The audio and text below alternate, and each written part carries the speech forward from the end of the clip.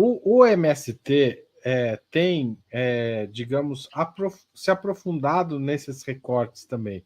O MST surge essencialmente com um pé muito forte no Rio Grande do Sul, Santa Catarina e Paraná, em famílias de imigrantes com forte, digamos, presença masculina, né? O primeiro momento do MST.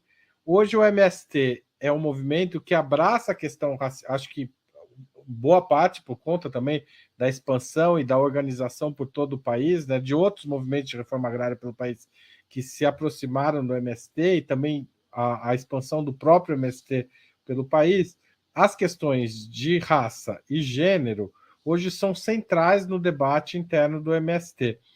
Como é que você tem algum diálogo com o movimento que não seja por meio dos assentamentos? E como é essa questão dentro do MST para você hoje? No último final de semana aconteceu o Festival da Reforma Agrária, e aí eu participei da programação, e aí a orelha do meu livro foi escrita pela Ana Chan, que é uma militante muito atuante no MST. Então a gente teve esse contato, ela me apresentou essa perspectiva, porque de fato eu assumo, né, a minha ignorância do ponto de vista, eu sou uma mulher branca, da cidade, que faz um doutorado, que está numa outra realidade e que eu precisaria dialogar muito com pessoas para entender melhor como é que se estruturava essa luta. E a Ana, ela foi muito importante nesse processo, porque ela me ofereceu espaço ali no Festival da Reforma Agrária, e eu tive a oportunidade, o privilégio de participar da programação, lançar o livro lá, fazer uma roda, porque o festival reuniu mulheres assentadas e mulheres agricultoras, pequenas produtoras de todo o Brasil. Então, aí eu tive uma perspectiva muito mais ampla. Então, na roda, apresentando o livro, tinham mulheres do Rio Grande do Sul, do Paraná, de Minas Gerais, do Nordeste, né, da Bahia, enfim, mulheres do Brasil todo dialogando comigo e me dizendo: olha, isso aqui faz sentido só em São Paulo. Na minha realidade, é de uma outra forma. Olha, na verdade, a luta já vem considerando essas questões do machismo estrutural há muito tempo.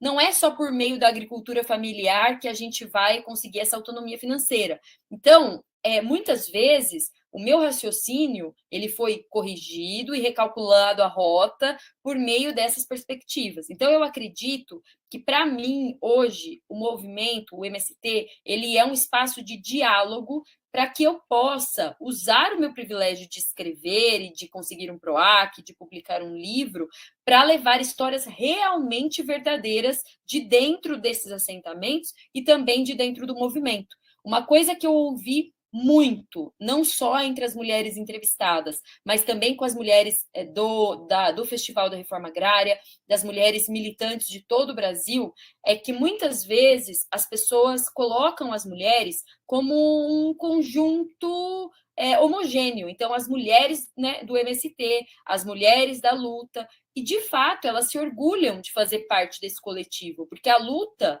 é sempre coletiva, mas que elas gostariam que alguém trouxesse a perspectiva de que a trajetória de cada uma delas é muito singular, de que elas carregam singularidades muito grandes. Então, quando eu estava lá conversando, existia uma mulher ali da região da Grande São Paulo, inclusive, né, que não era nem muito distante de mim, e ela fez pedagogia, né, graças ao incentivo à educação que existe dentro do movimento, graças à formação oferecida pelo próprio movimento, pelo MST. Então, ela fez pedagogia e hoje ela atua como pedagoga. E ela me trouxe uma perspectiva de que ela não se identificava com a questão da agricultura familiar, que ela queria uma alternativa. E ela teve essa alternativa, porque hoje o movimento olha, né, o MST olha para essas mulheres e oferece realidades alternativas a elas para que elas não dependam nem dos seus companheiros, nem de atividades que elas não se encaixam, mas para que elas possam, né, por meio ali daquela luta, existir de forma digna e também de forma que elas consigam desenvolver a si mesmas, como profissionais, como mulheres autônomas, como protagonistas da própria narrativa. Então, essa perspectiva ali, essa oportunidade, que eu acho que o festival ele é muito bacana nesse sentido, né, de oferecer essa oportunidade de reunir no mesmo espaço pequenas produtoras do Brasil todo. E aí você vai à feira ali do festival e você não tem só os produtos do Armazém do Campo, mas você tem os produtos dessas pequenas produtoras que estão expondo, né, pequenas produtoras do Nordeste, do Sul, enfim, de todas as regiões. Aí você consegue ter uma noção da amplitude dessa luta, né, que ela está em todos os cantos do Brasil, e você consegue ter noção das singularidades e particularidades da luta também, porque em cada região, em cada assentamento, cada mulher, né, quando a gente vai afunilando cada vez mais, traz consigo questões muito particulares e traz consigo problemáticas, reflexões e demandas também muito singulares. Então, esse foi o contato. Eu acho que o meu contato com o movimento hoje é muito mais de diálogo, de aprendizado e de escutativa para conseguir entender melhor essa realidade e transformar isso, né, numa escrita jornalística, registrar e contar essas histórias do que, de fato, qualquer outra coisa. Então, eu estou aprendendo com o movimento. Uma curiosidade, você fez essas entrevistas de quando a quando?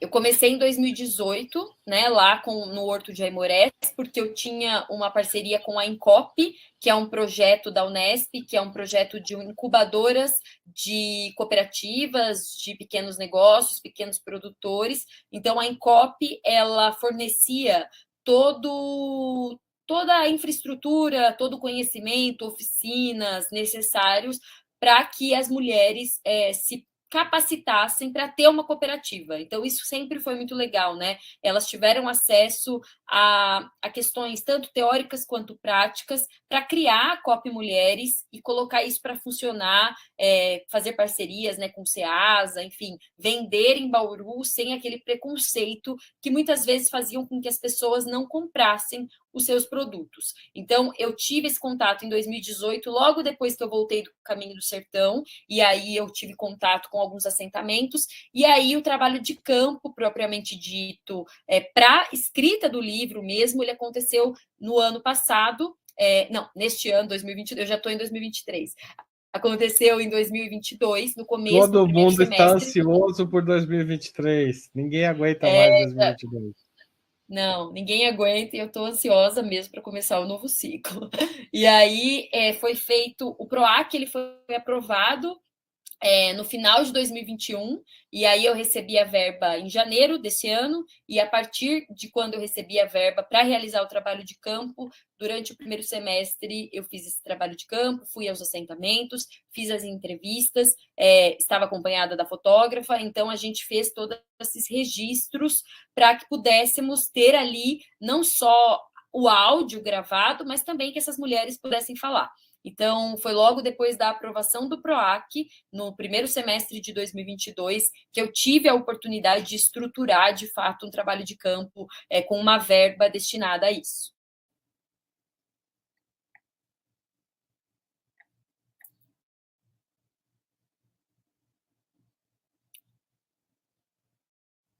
O seu microfone está mutado, acho.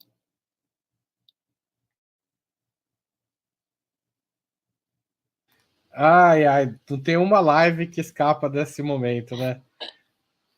Mas eu vou colocar na tela um pouco o site do livro, porque eu acho que o site está bem bacana e eu acho que é um jeito das pessoas terem uma primeira aproximação com ele. O endereço apareceu agora o pop-up para as pessoas se inscreverem, mas o endereço é www.mulheresassentadas.com.br. Então, quem estiver assistindo, www.mulheresassentadas.com.br. E o site tem muito material bacana. Aqui tem algumas das entrevistadas.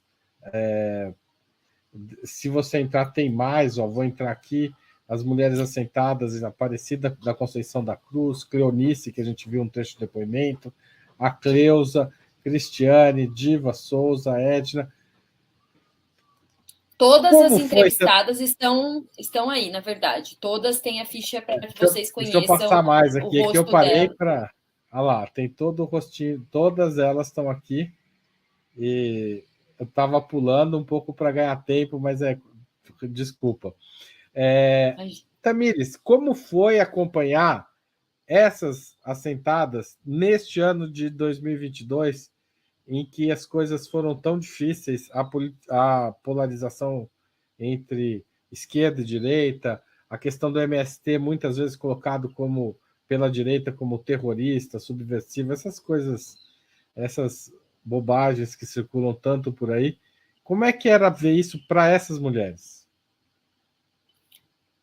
Esse era um momento, na verdade, não só 2022, mas dos últimos 4 anos, que foi justamente o período em que eu estive envolvida com os assentamentos, foi um período de muito caos, né, em que elas não conseguiam enxergar o que fazer e uma perspectiva muito otimista para o futuro.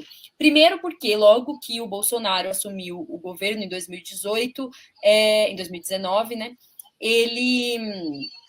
ele acabou com as políticas públicas voltadas para o incentivo à agricultura familiar. Então, existiam 2 programas que garantiam o sustento dessas famílias.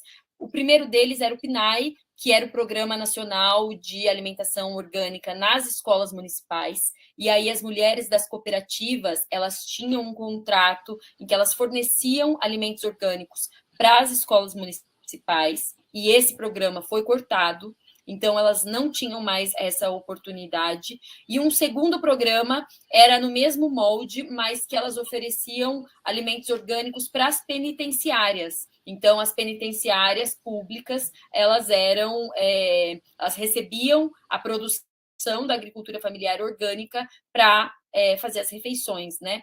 Então, esses 2 programas que garantiam a comercialização desses produtos e que garantiam o sustento dessas mulheres, que hoje correspondem a 80%, as mulheres produzem 80% dos alimentos orgânicos vindos da agricultura familiar. Então, elas são maioria, não tem como, né? Estatisticamente é uma maioria, e elas tinham essa segurança de comercializar os seus produtos, essa segurança de garantir o sustento da família por meio das cooperativas, graças a programas do poder público que garantiam essa comercialização. Após, né, o governo Bolsonaro, essas políticas públicas e esses programas eles foram cortados. A questão do INCRA, né, que existem alguns cargos que dependem do governo vigente e que muda muito a filosofia do órgão, também elas sofreram muitos cortes, né? Então, muitos auxílios que elas recebiam, né? Auxílios de incentivo para a construção de casas, auxílio de incentivo para tornar a terra mais produtiva, auxílios para conseguir cultivar melhor aquela terra, aprender mais, né, a garantir uma boa produtividade da terra. Enfim, porque essas mulheres nem sempre têm uma trajetória somente no campo, né? Elas se transformaram em mulheres do campo, muitas são da cidade. Então, todos esses fomentos, eles foram sendo destruídos. E elas ficaram isoladas de qualquer política pública e de qualquer preocupação, né, do poder público em relação à vida delas, em relação à existência delas. E muitas me diziam assim, tá, eu tenho o meu lote, eu tenho a minha casa, eu tenho aqui a terra para produzir, mas eu não tenho mais nada, eu não consigo evoluir se eu não tiver o incentivo. Eu não consigo fazer essa terra ficar produtiva se eu não tiver o adubo certo, se eu não tiver as ferramentas certas para tornar essa terra produtiva. Se a água potável não chega até mim, como é que eu vou irrigar minha terra? Como é que eu vou produzir, né, o básico? E aí existem muitas questões ali dentro do livro que mostram mostram que nesses últimos 4 anos elas se viram muitas vezes em situações tão caóticas que cogitaram abandonar o lote, que cogitaram voltar para a cidade.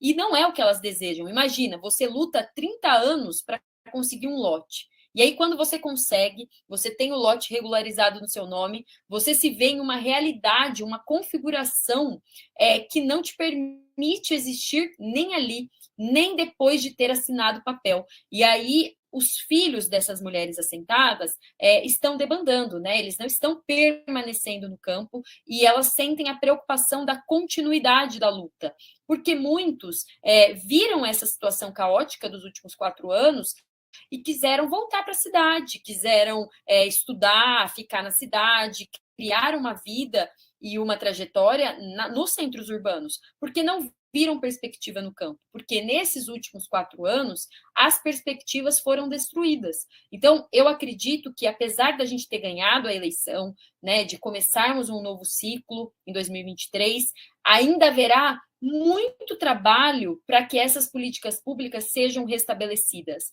porque não é uma questão de vontade. Eu acredito que o governo eleito ele tem vontade de restabelecer. No programa há indicações de que irão restabelecer políticas públicas para os pequenos produtores, para as mulheres assentadas, mas eu acredito que seja uma questão de viabilidade, porque a gente está vendo, né, o que está acontecendo, os cofres esvaziados, os pesquisadores sem receber suas bolsas, tudo que está acontecendo, lutando por questões mínimas, né? Imagine só as populações mais apartadas, mais marginalizadas, o quanto vão sofrer. Então, eu acredito que ainda há um grande caminho para se restabelecer tudo que foi destruído. Apesar de ser esperançosa, eu ainda não sou otimista, porque as próprias mulheres dizem que ali, onde elas estão, muito afastadas, muito isoladas, demora sempre mais a chegar. Então, eu acredito que a gente vai ainda ter muitos obstáculos pela frente e que todas essas decisões do governo Bolsonaro e toda essa questão do preconceito ao MST, tudo que foi plantado no imaginário coletivo, né, dessa questão de invalidar a luta, né, de invalidar tudo o que ocorre no movimento, que é maravilhoso, é um dos movimentos mais organizados, reconhecidos internacionalmente. Tudo isso ainda vai levar um tempo até que a gente consiga reverter. E vai precisar, como sempre, de muita luta,